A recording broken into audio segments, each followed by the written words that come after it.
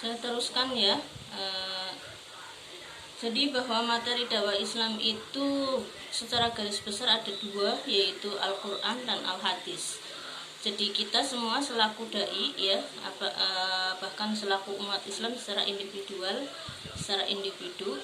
misalnya bukan posisinya sebagai dai, atau bahkan saya sudah mengatakan bahwa setiap muslim adalah dai ya. Itu harus berpedoman pada Al-Quran dan Al-Hadis sebagai pedoman hidup kita, apalagi dalam berdakwah ya, menyampaikan dakwah Islam begitu ya. Dengan demikian maka apapun itu ajaran yang kita terima atau yang kita miliki atau yang kita punya, apabila tidak sesuai dengan Al-Quran dan Al-Hadis, itu jangan digunakan ya. Artinya apa?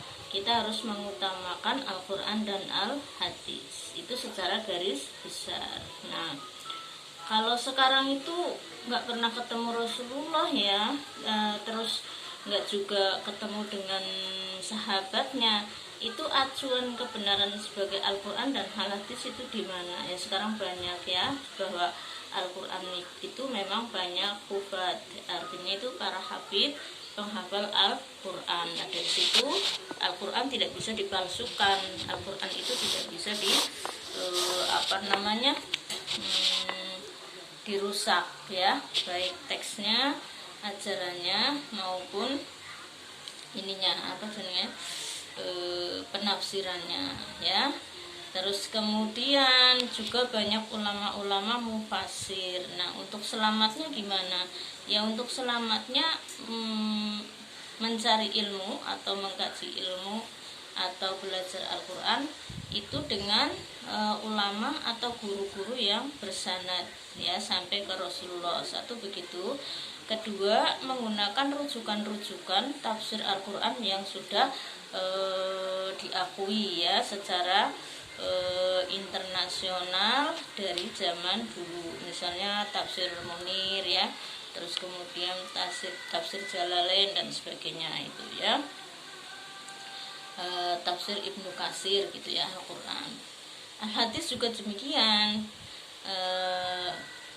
Yang hadis sahih yang dipakai kitab-kitabnya ya, ada Sahih Al-Bukhari, Sahih Muslim ya, terus kemudian yang lainnya juga. Nah ini tentu saja hal ini juga harus ada gurunya. Karena apa?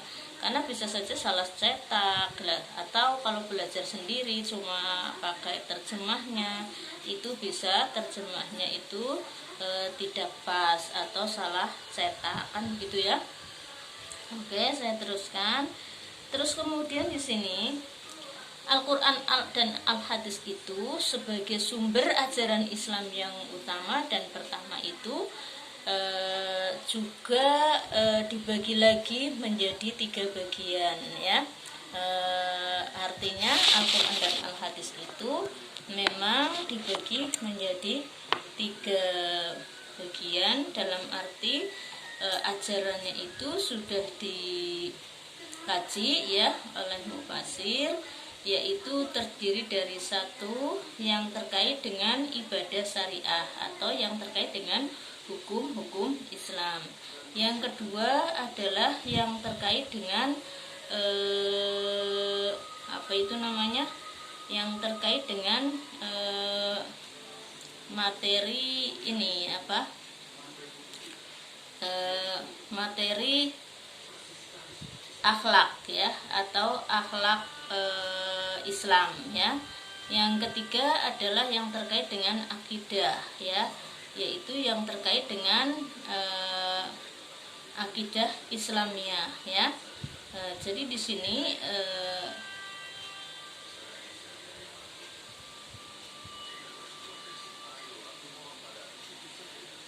nah ya itu